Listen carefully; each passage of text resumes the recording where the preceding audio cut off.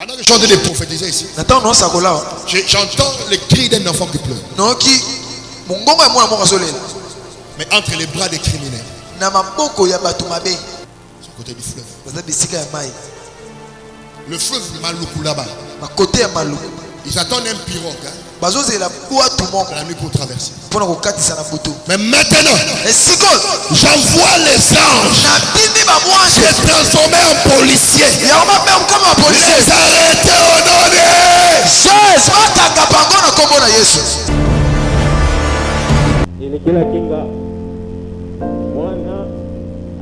Jésus. Kamoti na pourquoi mwana bandi trouble mental toke na hôpital bapesi ordonnance tozopesa nano kisi lolemo epinda mili epinga kwa ebimbi azoloba lisusu te azolia te ntango toye na ye awa na tuka nzambe ateka asali parce Shalom mbote bandeko balandi nzamba pambola bino to bino lisusu na ngonga oyo, ça dépend de l'heure que vous nous suivez na émission oyo prophète Lukelanga solution na pesi bino sombote bozona na biso partout dans le monde na moni batna na biso de partout dans le monde to pesi bino mbote to yambi bino lisusu na émission oyo tamso la na tongo bonjour tamso na pourquoi bonsoir ezali apôtre Gédéon Kayembe AGK prophète Lelo dans les choses marchent à Kinshasa, la République démocratique du Congo. To Sambeli, Seigneur, te pèsio merci, to pambolio pour Nangolu Malam ou Pesibiso, na émission Oyo, prophète Lukelanga solution. Tika été motonio ce Seigneur ou à l'an d'émission dans la béni touché au nom de Jésus-Christ. Amen. Voilà. Et John bénisse, nous sommes en train de parler, nous allons parler d'une thème qui est très important. Détruire la marmite de la sorcellerie. Détruire la marmite de la sorcellerie. Nos 3 numéros de téléphone qui est sur le bas de l'écran. Vous pouvez nous appeler, nous sommes en direct, nous allons vous recevoir et nous allons prier, prophétiser pour vous. Nous avons dit que la vie est spirituelle. Il y a certaines choses, bien aimées, que vous êtes en train de vivre dans votre vie. Ce sont des réalités de l'esprit. Ce sont des réalités de l'esprit. Et ça dit la réalité à Molimo Oyo et Sengel Kobon de la Mimaka. Nous avons dit que les marmites de la sorcellerie, ou la marmite par sa définition, récipient de terre ou métal, à fond plat ou arrondi, parfois à 3 pieds avec un couvercle. Et généralement, on les fait pour bouillir, cuire les aliments. Ce qui est maléfique, c'est une influence malfaisante et occulte. Nous parlons des récipients qui a une influence malfaisante et occulte.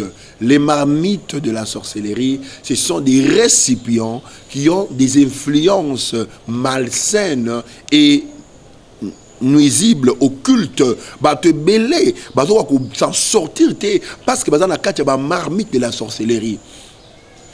Te belé, ko bongate parce que la marmite de la sorcellerie. Te belé, ko avancer pour la marmite de la sorcellerie.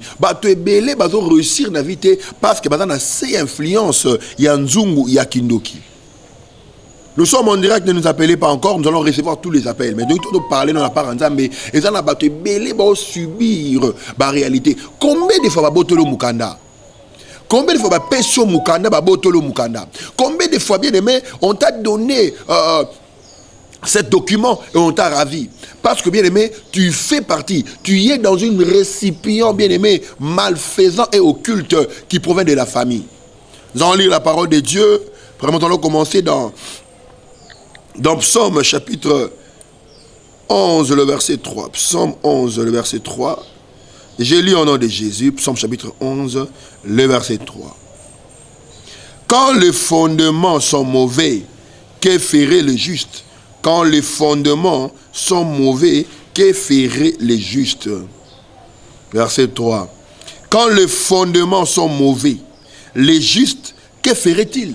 Quand les fondements sont mauvais, les justes, que ferait-il? La plupart des choses que tu es en train de vivre dans ta vie, bien aimé, sache bien c'est l'influence de la marmite de la sorcellerie. La marmite de la sorcellerie, amène une mauvaise influence dans la vie. 2, la marmite de la sorcellerie te mettrait dans le retard en fait. 3, la marmite de la sorcellerie étouffera ta vie. Marmite ya kindoki bien aimé et ko bloquer vie na yo et ko pesa au retard. Et ça na ba te belé bazo évoluer parce que kangami na marmite ya kindoki. Tu es né dans une famille où bazana c'est marmite. Ils ont pris pour moi en Angola. A commandé ko sambela. Mais la famille na bango ba sambela raté. Basambela raté, bazo lukaye batikele nzunga kindoki. Loko yazo boya bakomi ko belisa ye. Nous avons des familles où bazana ba pratique occulte, ba pratique ancestrale, bazana ba vie ba pratique ya bokoko, ba kanga bana nyonso. Bacha bango na nzunga kindoki. Ozomona ba ata mutu abalene na famille akozonga na case de départ. Ata mutu akenaki akozonga na case de départ. La régie, peut-être témoignage Jandeko, il y a qui pointe noire, spécialement pour la délivrance naïe. Merci. Alors je chante de prophétiser ici. J'entends le cri d'un enfant qui pleure. Non, qui mais entre les bras des criminels.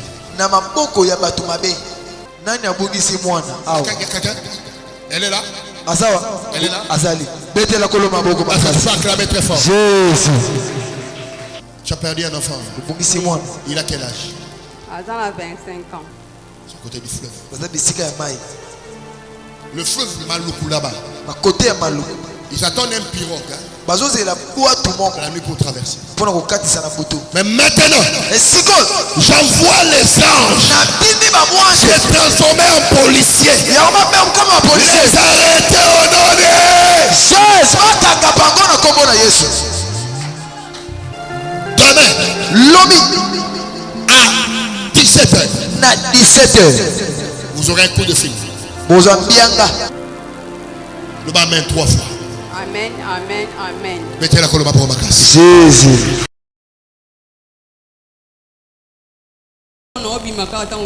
Na prince boye na veni soki muya ba mo téléphone bokilo na nga bengi nga bala mwana nga ya mwasi alobi na nga mama mona ni mama komitungisa mate demain lobi à 17h na 17h vous aurez un coup de fil. Mozambianga bokilo na nga bengi nga bala mwana nga ya mwasi alobi na nga mama mona ni mama komitungisa mate bani na kokite na zu moto ba moko mbudi tana komi na mbudi na moni mwana to yambani na leli betela Yesu maboko Dieu boto landa ndenge nini bandeko ba liaka na tabernacle changement ba kangola maka ozana ba problème de ngai nzamba permettre de tomber na émission yo pour kangola yo ozana ba problème ozana ba difficulté ozana ba problème oyo ezo déranger vina yo bini metam su ba kangola nzunga kindoki ozana nzunga kindoki bozana se ya nzunga kindoki bozo moyen bo bongezate moyen bo fungwa mezate moyen bo kene liboso ezate force ya sorcellerie et ezo ko empêcher nous bokene liboso. Les marmites de la sorcellerie étaient récipients de terre ou de métal dans lesquels on fait bouillir ou cuire des choses ou qui ont de mauvaises influences dans nos vies dans le but de nous détruire. Les alliés récipients oyo balamba kamakambu balamba kamakamamabe na but ya ko détruire biso. Benga biso ba numéro est affiché na ces écran na yo, tous allez en direct pour na koyamba yo. Ba te belé ba na se nzuma kindoki. Ba te belé ba na kata nzuma kindoki. Ba famille belé, ba cha ba étoile, ba cha mabala, ba cha destiné na nzuma kindoki. Ozo bunda na vie, wana mboko esengelo bunga, wana mboko esengelo Russie, wana États-Unis, wana Europe, wana Canada, tu es là au cocon Russie, mais ozo remarquer que rien ne marche, rien ne va. Ozo vivre na singa. C'est comme si tu es limité. Bien aimé que ezali ba influence ya nzungu ya kindoki. Michée chapitre 3 le verset 3. Il dévore la chair de mon peuple. Il lui arrache la peau et lui brise les os et les met en pièces comme ce qu'on cuit dans un pot, comme de la viande dans une chaudière. Chaudière ezali nzungu. Bazo kata peuple na ngai. Bazo kata bango, bazo tcha bango na nzungu. Bien-aimé, regarde ta vie comment il avance. Tu es amorti, rien n'avance, rien ne progresse dans ta vie. Ozawana makambe bongara, c'est-à-dire obimano Congo, obimano Afrique, mais rien n'avance, rien n'évolue au juste au fait dans ta vie. Et ça libre influence, il y a marmite, il y a sorcellerie. Spirituellement, le rôle de la marmite et de la sorcellerie. Pourquoi rôle nango ezalanini? Quel est le rôle de la marmite et de la sorcellerie? Premier rôle, il y a marmite de la sorcellerie, il surveille. La marmite de la sorcellerie, il vous surveille. Dans tout mouvement, elle peut connaître chaque pas de votre vie. Évolution, non, pas non, les gens te contrôlent. Surveillance. Elle peut surveiller vos pas. Elle repère vos fonctionnements. Elle repère votre marche de la vie. Alléluia. Muzungwa Kindoki. Et ça, la caméra de surveillance. La marmite de la sorcellerie. Et ça, la caméra de surveillance. Ato Zawapi. Il y a un chose important pour nous. Au Bengabiso de partout aux alliés. Tout ça, je pense que Nzambalola. Akosalo bolamu. Bate belé. Batana se influence. Yanzungwa Kindoki. Baza contrôler. Yangon bien aimé, okoki jamais okena moulaya singa. La Bible dit jamais fait la prière. Seigneur, étends mes limites. Bien aimé, moto azana nzungwa kindoki. Bien aimé, je vous assure, osa surveiller. Soki na fami babala raté, yo bali bako briser li bala parce que yo koko bala té. Comment tu peux te marier? Soki na fami bato atteindre sommet té, yo so atteindre sommet bako benda yo. Comment koko atteindre sommet? Ora ba santele belebe. Appelle-nous bien aimé, nous allons prier pour toi. Qui te surveille? Bazo repérer tout te mouvement. Au gros de la tamoro be makambe malamu, na tamoro be makambe bongi, na tamoro makambe fongami, na tamoro se retrouver. Mais après un temps, au cours remarqué, tu fais un marche en arrière. Pourquoi? Tu es contrôlé par la marmite de la sorcellerie. Tu es contrôlé par la marmite de la sorcellerie. La marmite de la sorcellerie a pour influence de contrôler nos mouvements, de contrôler tout ce que nous faisons. Bien aimé, Neko, babezo témoignage moko et bongo to zonga juste après. Merci.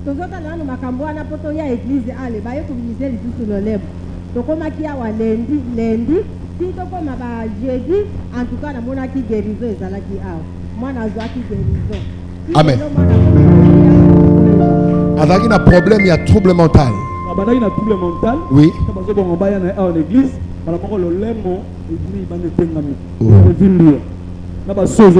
Nabaso ezokita. OK. Donc ba bete suna le lempo ba délocaliser bango. Ba église ba kene maman opi tata ba bomai. Papa, olobini.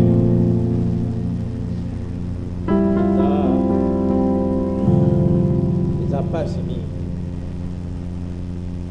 Est-ce que il est là kinga mwana yese makambo yaki nakambo tina pourquoi mwana bandi trouble mental toke na hôpital bapesi ordonnance tozopesa nano kisi lolemo epindami epingami quoi ebimbi azoloba lisusu te azolia te ntango toye na ye awa en tout cas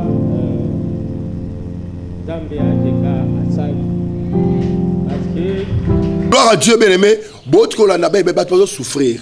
Nous avons émission oyo na oyo po na lipambol na yo. Ça l'appelle le kola ndekwana akufa sonité ayaki na tabernacle à changement kokuta. Vous avez partout dans le monde en direct. Vous avez en Suisse, vous avez en Belgique, France, Canada, États-Unis, benga biso to ko samela pona yo en direct.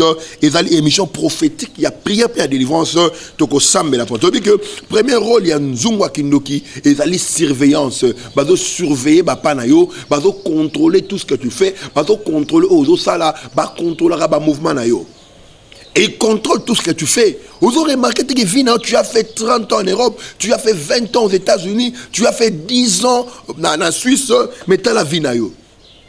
La Bible dit, je vous donnerai le pays que vous êtes à vous habiter en étranger comme possession. Moi, comme vous êtes comme étranger, je vous le donnerai comme possession. Bien-aimé, regarde ta vie. Tu es contrôlé, tu es surveillé. Tu ne peux pas aller plus loin. Si tu fais les efforts d'aller plus loin, on te retire, on t'abaisse. Je prie au nom de Jésus. Tout esprit qui te tire vers le bas, tout esprit qui te rabaisse, je le chasse au nom de Jésus-Christ. plus 243, plus 243, 83, 68, 70, 333, plus 243, 83, 68, 70, 333, plus 243, 82, 93, 67, 519, plus 243, 81, 88, 9008 à la fin. C'est 3 numéros qui affichés au bas de l'écran. Et vous allez les numéros en direct. Vous allez en France, Belgique, Suisse, Angola, Canada. Bengabiso, Nzabalo Roselayo. Deuxième rôle, il y a Marmite de la sorcellerie. Dans ma famille, elle fait l'appel. Et benga kabiso na ba kombo na biso. Raison pour laquelle même si tu vas où, nzonga kindoke benga yo. Nzonga kindoke bendaka. Et benga ko na kombo na yo. La marmite de la sorcellerie t'appelle par ton nom. T'appelle par ton nom, t'identifie par ton nom. Dieu nous appelle par notre nom. Et la marmite de la sorcellerie à famille, ba benga ko na kombo na yo. Sorry. On dit makaba pel musu ya butu. Yango za na batu ebele ota mwana nzela oyoki ba bengi yo. Ko balko kota na simate. Mungongo eza mungongo zota na marmite de la sorcellerie. Les marmites de la sorcellerie nous appellent par ton nom, par nos noms. Et zo bengo na kombo na yo, yo Gérard okobalate, yo Frédéric okobotate, yo Fula Jules okomatate, bazo benga yo. Raison pour laquelle tu fais des efforts. Tu fais des efforts et rien n'avance. Tu fais des efforts et rien n'avance. Appelle-nous, nous sommes en direct et nous allons prophétiser, prier pour toi. Troisième rôle, il y a marmite de la sorcellerie. Bien aimé, il afflige, affliction, souffrance. Dans le premier rôle, il y a marmite à Kindoki, na ba famille et zali pour surveiller. Deuxième rôle, il y a marmite à Kindoki, na famille et zali pour benga et benga.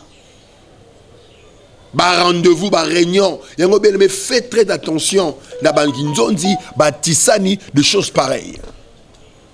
Que Dieu vous bénisse. Troisième rôle, il y a mamie, il y a famille. Il donne des afflictions. Qu'on la vie. Ésaïe 14, verset 3. Jérémie 50, 34. Jérémie 30, 10. Il afflige de la souffrance. Les afflictions. Les afflictions, bah passe. Vous avez des afflictions qui ne finissent pas. Vous avez des afflictions qui continuelles. La Bible dit la détresse ne paraîtra pas 2 fois. Naum chapitre 1, le verset 9. Que méditez-vous contre l'Éternel? La détresse ne paraîtra pas 2 fois. Dans ta vie, tu es en train de vivre que des problèmes qui se répètent. Des problèmes qui se répètent. La souffrance qui ne finit pas. La souffrance qui ne finit pas. La souffrance qui est continuelle. Tu es continuellement dans la souffrance. Voilà une opportunité pour toi, pour ta délivrance. Avant de me faire tu sais la régie, à perception les mamans encore, tu rejoins juste après. Papa policier Moulela Kimenga. Papa Moulela Kimenga. Abongsi moto ça fait 2 mois. За policier, a chaque moto, ne bat baka bomsa moto, ba pesa ba jeton. Alors batouana, ba une escroquerie, ba une faux moto, une vraie moto. Ba zu ba jeton normal. Côté ba genaki bazui jeton ya malamu moto malamu batini mutu muswa ye kozwa moto ke nango tant bango ba ye na jeton normal amoni moto ezate bandu ba mbrier o eza jeune bango basali moto mabe tikali wana bakangisa ye bakeno auditorat tout ça. Ça fait 2 mois ngoyo. Mais papa après 2 mois alandi papa na radio aye awa tanga komi awa aye mercredi awa na souci makasi remona moto na ye osala nzambe awa na cher aye bisi alobi Zamba ko sala ke moto le zomonana pesa amena malamu mais moto ne ko monana mais ko monana vendredi et au moins on a suivi d'un événement et puis ba ko benga yo na ba police ba biso ke moto ne za awa papa kei na ye et vendredi tant papa zaki na ndaku kwa ya rendez-vous ne ba benga ki ye na tsela azu appel nini ba police ba bengi ye ba bise ke ndeko moka za ko mona tel ya yebiye ndeko za bato bazo kundise po na moto na bango pesa amena malamu ndeko wana sali grave accident na moto eza awa mais ya sali accident donc nega mosana malobaki akomona moto na événement suivi d'événement nega pesala mi moto na mona suivi d'événement yako kokumisa betela Yesu mabo radio bien-aimé bo tkolanda ndenge bandeko bazo témoigner nzambe ya AGK koba ko benga biso ba numéro na biso za affiché au bas de l'écran to bandeko loba que esprit oyo marmite de la sorcellerie to pesa ki 3 rôles to lobi que mission na ngwa liboso ça ko surveiller yango comprendre te na vie na yo ba to ba makambo no ndenge nini yango comprendre te na vie na yo okenda musika te poso ko sa oke musika ba ko tirer ozonga ezali puissance ya marmite de la sorcellerie. Deuxième to lobi que marmite de la sorcellerie bengaka par vos noms, c'est-à-dire bazana ba kombo ya famille nyonso ya bana bankasi bana banoko bana ba ya batata mwasi famille mobimba kombo na bino za na kata nzungu wana ba kombo na bino yango monaka ceux ba ba créer ba malheur et ils auront bino facilement parce que vous figurez dans la marmite et on vous appelle par votre nom. Donc troisième rôle, il y a marmite de la sorcellerie, troisième rôle dans tolobi que ezali affliction, souffrance. Bien aimé, Nguya, il y a Molimo, il y a Nzungu, il y a Kindoki, et même la Rabatou passe, c'est le bien en français, parce qu'ils peuvent vous surveiller vos progrès. Généralement, ils vous affligent de maladies. Affliction, il y a la maladie grave au monde dans la famille, moko, vous avez une forme, moko, maladie au bobelaka. Obelaka sida bino nyonso beaucoup faire la sida au moins beaucoup faire la même forme ya maladie beaucoup faire la diabète bino nyonso soit bobala mibali bataka bandoki. Donc ça dit là dans votre famille dans votre vie l'esprit oyo bien-aimé il y a contrôle, il y a marmite de la sorcellerie et ils ont chabino dans le même système, dans la même forme, dans la même façon, dans la même image, force, il y a marmite de la sorcellerie et ils ont chabino dans le même système où ils ont contrôlé bino. Nous avons quoi besoin témoignage à Souka avant de m'appeler. Frère Benjamin a été tato la monnaie en Zambie à AGK ou à Salelier, à policier. Alors ça fait 2 ans. Avant d'être à Boye, il y a des cartes, il y a des policiers, il y a des conduits. Donc, il y a 2 ans passés, avant de un bon salaire, avant de un bon tennis, il y a une carte. Donc, si on a un locotier, il y a un conduit, il y a un épée. Mais alors, il n'y a pas même 1 mois. Mais tant qu'il y a il y a ce qui est à Tosaka. Donc, il y a un homme qui est alors, il y a surpris. Bauti ko benga ina ba konzi ba pesi carte ba policier a sika asongani ko bala ko salaire na ye oh preuve yango wana oh betela kolo maboko makasi to sambeli be pona ozola na biso eloko nyonso oyo yo ba botola lelo zo swango au nom de Jésus to ki ameno te pesa amen na makasi betela kolo maboko makasi. Gloire à Dieu. Maman m'appelle mon kota to yambi appelle Oyo. Allô? Allô, bonjour. Allô, bonjour. Allô, bonjour, prophète. Bonjour, Tombola Mungongo. Oui, bonjour, prophète. Bonjour. Comment on a eu frère Jean-Richard? Je suis depuis la Suisse.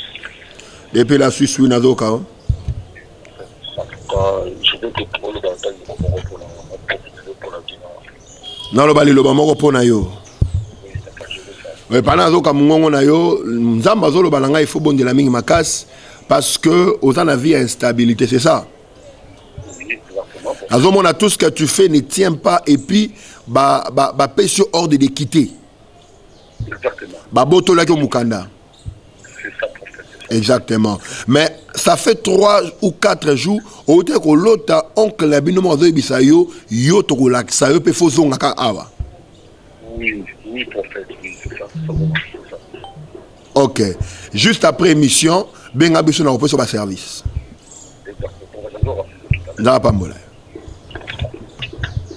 Gloire à Dieu. Ben abiso tout ça en direct, la plateau et la chaîne Gérardin KM TV, la gloire de Dieu est en train de se répandre. Aujourd'hui, mon frère, les gens sont en train de vivre des réalités. Les gens sont en train de vivre certaines réalités oyo ezali absurde na vie oyo et sengeli bien-aimé tout ça la très attention to bima na ba force wana ya banzungu ya kindoki nzungu ya kindoki zo contrôler nzungu ya kindoki zo menacer nzungu ya kindoki zo même ba souffrance. Tu es là en train de nous regarder bien-aimé, ta vie n'avance pas. Peut-être tu donnes l'image. Les gens t'apprécient par rapport à l'image, mais rien n'avance au fait dans ta vie. Tu es sous le tourment. Tu es sous les tortures. Tu souffres. Voilà une opportunité pour toi, bien-aimé. Appelle-nous. Appelle-nous, les numéros sont affichés au bas de l'écran. Benga biso toko sambela pe ko sakola pona yo. Benga biso toko sambela pe toko sakola pona yo. Oko bima na ba tourment, oko bima na échec.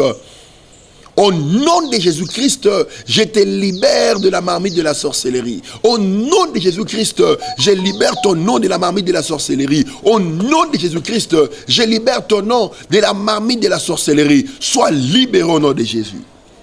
Et quatrième, tu as dit que marmite à sorcellerie, bien aimé, marmite à sorcellerie et même à esprit à servitude. Tu as plusieurs sortes de servitude. Tu as dit la servitude de la pauvreté. La servitude de la pauvreté. La servitude de la pauvreté. Et c'est que, bien aimé, c'est un état où dans une famille, personne ne réussit, peu importe les efforts. Servitude de la pauvreté. Ce qui pose dans Nzunga Kindoki, première, tu le dis que Nzunga Kindoki est surveillaka. Deuxième, est bengaka. Troisième, est nyokolaka. Quatrième, boumbu, servitude. Et tu le dis que, il y a plusieurs sortes de servitude. Nous avons la servitude de la pauvreté. Il y a même des gens, tu es en étranger, tu es dans le pays où tu es, mais bien aimé, vous ressentez la pauvreté, vous ressentez rien n'avance, rien ne bouge, rien ne va, peu importe les efforts. Et ça, on a des efforts, on a des efforts, il y a ma casse, mais on a remarqué, on a constaté, malgré les efforts, malgré les efforts, on a parvenu quand on a sommet, on a parvenu quand on a sommet. Tu allez en direct, même après émission, tu peux nous appeler, nous allons prophétiser et prier pour toi parce que c'est pour cela que nous sommes ici devant vous. Toyambi appelle Oyo. Allô? Oui, allô, bonsoir. Bonjour, apôtre. Bonjour. Oui, moi c'est Bertha, je vous appelle depuis l'Angleterre, précisément à Londres. Bertha depuis l'Angleterre à Londres, oui, je vous écoute. Oui, papa Nazo, je souffre beaucoup, vraiment. Ok. Ok. Seigneur Azoïb Sanga, il faut prier minimakas. Parce que la plupart des songes kolo takaolo tarozolia. Exact. Exactement. Et puis je vois plusieurs problèmes affectifs à Mabolingo. C'est-à-dire, auto kaboana 3 ou 4 mibali. Oui, tout à parce fait. que c'est chanteur de voix, c'est le même réalité qui s'est fait dans votre famille. C'est-à-dire, mibal obozarana bango, et ça mibal oyo babala rabinoté, et ça mibal obazarana binoté, ce sont des hommes oyo ba yaka a fait l'effort accueilli. Oui, oui, oui, oui. Pour une magasin bazolo banazo mona na douleur mona le colono à droite. Oui. Il faut bon de la mine ma casse douleur on est qu'il y a raison et qu'il y a raison ngaka. Gloire à Dieu. Je pense après Michel repose sur ma service au ressemble la pour le Dieu va te guérir. Elle est partie. Mais il y a des gens qui nous appellent de partout. Il y a des gens qui nous appellent de partout. Bengabiso, Okozoayo, lelo. Nous l'avons dit que, bien aimé, esprit oyo, puissance, il y a marmite de la sorcellerie. Il y a un rôle langwa mounene. Nous l'avons dit que, et surveiller la famille, et surveiller la biso. Il y a dit, limitation en fait. Deuxième, tu dis que ba combo tu a famille et la marmite ba benga rabiso na ba combo la katanzunga kindoki yango mona to mati ndenge ni ko bamba na kaka ato bali ndenge ni libale ko kufa yo ato zumoni no ko koya ato kebsali la marmite est en train de contrôler. Tu yambi appel oyo. Allô? Allô? Oui, allô, bonsoir, mon frère. Bonjour, bonsoir. Oui, en fait, moi, je go fidèle, depuis toi, Nego fidèle au beng depuis wapi? Depuis Amérique, depuis Chicago. Depuis Amérique, na Chicago. Oui, nazoko papa. Oui, papa, je comprends que c'est dans la vie, tout est bloqué. Papa, rien ne marche. Vie non bloqué, rien ne marche. Est-ce que je peux parler pour toi? Je vois un nom de Jérôme. Jérôme, c'est qui? Jérôme, c'est mon cousin. Et derrière Jérôme, je vois Fidéline. Fidéline, c'est qui? Fidéline, là, c'est notre petite sœur. Ta petite sœur. Et derrière Fidéline, je vois Hortense. Hortense, c'est qui? C'est ma petite sœur aussi. Pourquoi que Dieu parle? Bruno tout dans la même forme. C'est-à-dire parce que quand je suis en train de parler ici, tu es en Amérique, mais tu manques un travail. Pour les magasins, les gens sont en train de me montrer, tu avais fait un accident. Aujourd'hui, Moussala Mobo une voiture, les taxis à Yomoko, mais la moto un accident à ma casse. Oui, c'est ça pour ça. Mais gloire à Dieu, il m'a sauf. Molimo Nzambe azo bisangai 2 jours avant accident au lota qui mon négligé qui noto. Oui, papa, c'est ça. Poni Magenza Mazoloba na loboko no ya droite au simbi papier mouchoir. Papa, il y a un oui. Juste après l'émission appelle nous allons prier pour toi et nous allons donner nos désorientations. Je me rappelle tout à l'heure. Fais comme Bandeko, en Amérique, tu appelles déjà à Suisse, Ndeko, mouchoir bien abisso à partir de Chicago, en Amérique, ça les fort bien abisso. Et on était en train de dire que Nzunga Kindo qui surveille et Bengaka et troisième et Memaka. Bonyoko lami ba souffrance ba mona et zali monu ma servitude gloire à Dieu dans Jacques chapitre 5 verset 14 verset 13 chaque 5 13 ce que tu as pas si assemblée ya nzamba permettre yo okutana mosakoli ozwa numéro mosakoli pe alandelo ba service bien aimé. Nous devons comprendre que le diable peut frapper yo, le diable peut menacer yo, le diable peut détruire yo, et zo senga bien aimé à esa distance. La distance n'empêche pas, Bien aimé, tu l'as dit que marmite de la sorcellerie et mes marapé bien aimé. Servitude boumbu et tu as a plusieurs sortes. Il y a servitude, tu as la servitude bien aimé de la pauvreté. La servitude de la pauvreté awa, il y a la servitude oyo bien aimé. Il y a tu as mis appel. Allô. Oui, mote papa. Mote maman. Oui papa, comment on a Blandine dans Belgique. Maman Blandine en Belgique, mais dans okayo. Papa babitumbe le kinga, rien ne marche. Bon, il y a la famille dans la boca, bon, il y a la famille à tatana maman bayo kanakate. Parce que nous avons tel sangana en 2009, papa n'a bina kufaka. Et là, même voyage au Yara na Congo, il y a matin papa n'a bino. Oui. Papa m'a tiré 5 par 5, mais la moni trouble entre famille à tatana bino na maman na bino. Oui, tout ce qu'elle a reconnaître. Tout ce qu'elle a reconnaître. Raison pour laquelle tant aux zonga au coin un escalier au Bukanaka. N'engo za amène Moussala au travail. Non. On a rendez-vous moi à Moussala. Oui. Mais le rendez-vous ce qui n'a pas réfléchi sur changera Moutou. Et si maraté. Après Michel Bengabicho en privé tu ressembles la pour notre plutôt l'année la directive au moment dans va changer final. Amen. Gloire à Dieu, moi, tu déjà appelle la Suisse, tu appelle Chicago, l'Amérique, tu appelle il y a Belgique, mais tout bâtard n'a pas de problème. Les gens ont des problèmes, les gens ont des difficultés, les gens ont des souffrances. Et Seigneur bien aimé, au Bengabiso, to sunga to orienté yo na par rapport à Vinayo, aux alliés bien-aimés, la servitude de la pauvreté, peu importe, ben fort ya moutou. Progrès aux alatés, peu importe fort nayo ou qu'on a le sommeté, peu importe faire nayo ou qu'on a ranassé parce que vous allez contrôler la puissance et la marmite de la sorcellerie.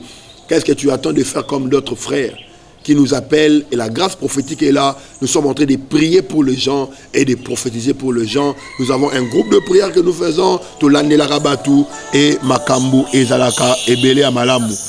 Gloire à Dieu, Bengabiso, toko sakola be toko sambela pona yo et kozala important makasi. Bien aimé, servitude il y a pauvreté, vous avez bien la servitude bien aimé, il y a stagnation. Servitude, il y a stagnation. La stagnation, c'est le fait de ne pas faire un progrès. Toyambi appelle Oyo. Allô? Oui, bonjour, prophète. Bonjour. Prophète, moi, M. Gilles, depuis Kitambo. Nous avons live. Wapi? On a profité la bien. Oza Wapi? Na Kitambo. Nous avons live. On a profité la bien. Ah, Oza na Kinshasa. Prophète. À tout cas, nous avons fait moins 6 mois. Le corona, vraiment. Ils ont fait un bon matin. À tout cas, il y a quand même un petit délai. Rien n'a changé, papa. Souvent, à moi, non. Ok. Si mal au Koloto Sambela, Ponayo. Père éternel, au nom de Jésus-Christ de Nazareth, je prie, je déclare la guérison, le rétablissement. Douleur wana lokoleti kayo, bikisa makangolama, au nom de Jésus-Christ de Nazareth. Amen. Amen. Continuez Gobenga Bisso, continuez Gobenga Bisso.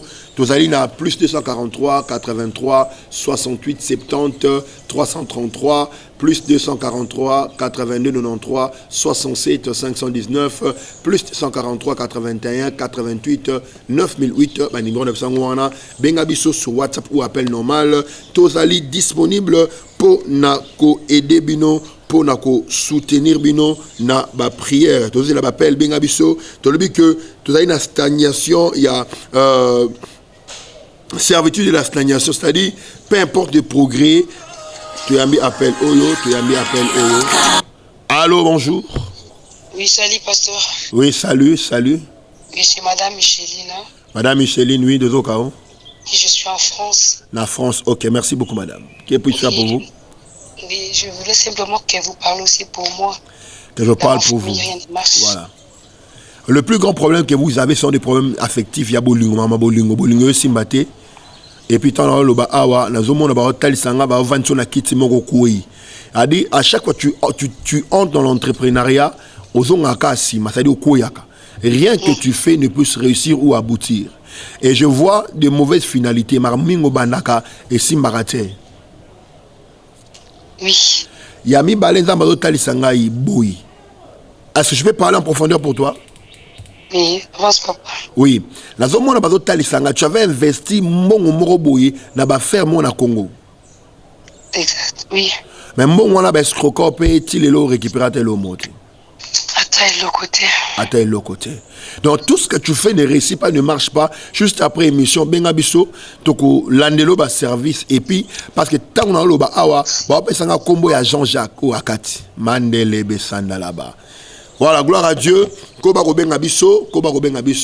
Il nous reste que 5 minutes pour te clore l'émission. Il nous reste que 5 minutes pour clore l'émission. Partagez l'émission Oyo. Ce que vous avez malali bosso pour na yo la vidéo Oyo. Kobo sanate ko fina na note ya notification pour orater ba mise en ligne na biso asikate. Tu appel Oyo. Allô. Oui. Papa, ne me bonne que ça prend un pas donc le sentir maman le colonel s'est rétabli le remontant le rosala on a béni pour la rappeler de la na Kinshasa out uzali na commune ya Ngaba na avenue Massasu numéro 6 arrêt de référence ezali arrêt pour l'université. OK. Le même matin on s'en retourne en face. Merci beaucoup.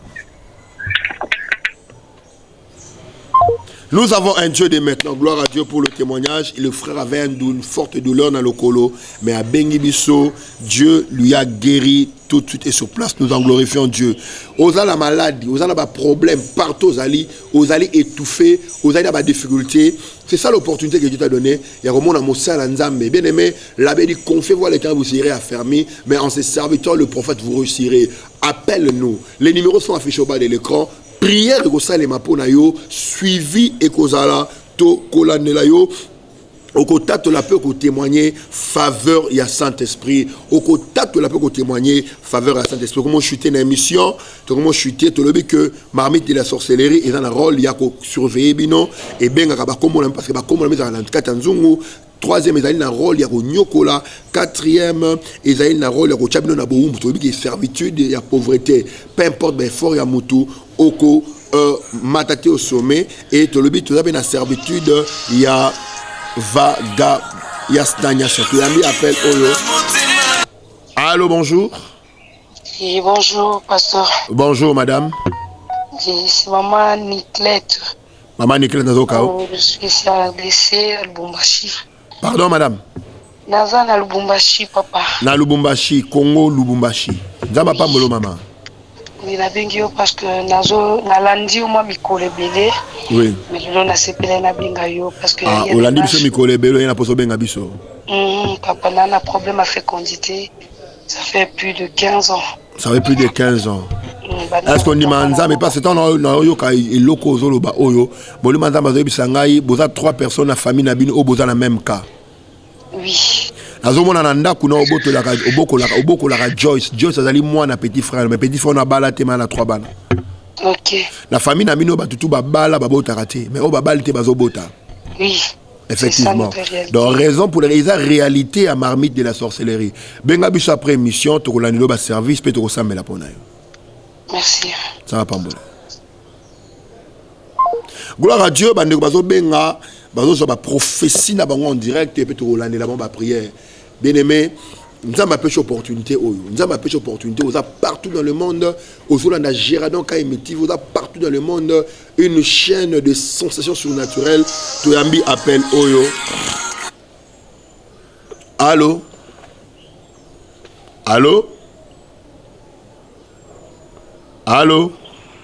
Allô, Mbote Pai. Mbote Pai. Mbote papa.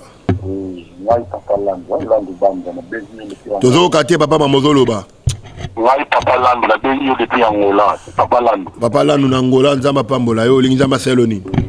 Papa na bengi papa atuka mona ngai papa. Mona ngai bitumba bakasi na vina ngai. Bitumba zo utabasa yo mozali ozo provoquer ba bitumba na. Azo mona yo obima na base ba camarade no presque nyonso.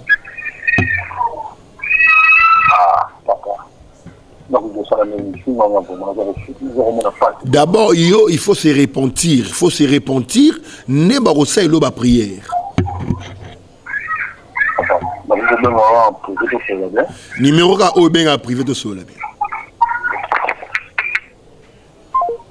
Gloire à Dieu, gloire à Dieu. Merci beaucoup na technique, merci beaucoup na régie. Ce que vous avez dit, c'est que vidéo na biso émission oyo kobo sanate ko appuyer na clochette wana ya notification comme s'abonner pour ozanga ba nouveau mise en ligne na bisoté. Et ça là qui apporte j'ai donc aimé AGK prophète lelo dans les choses marchent à Kinshasa la capitale. Ce qui est 60 tout mon ami au prochain numéro. Bye bye, ciao.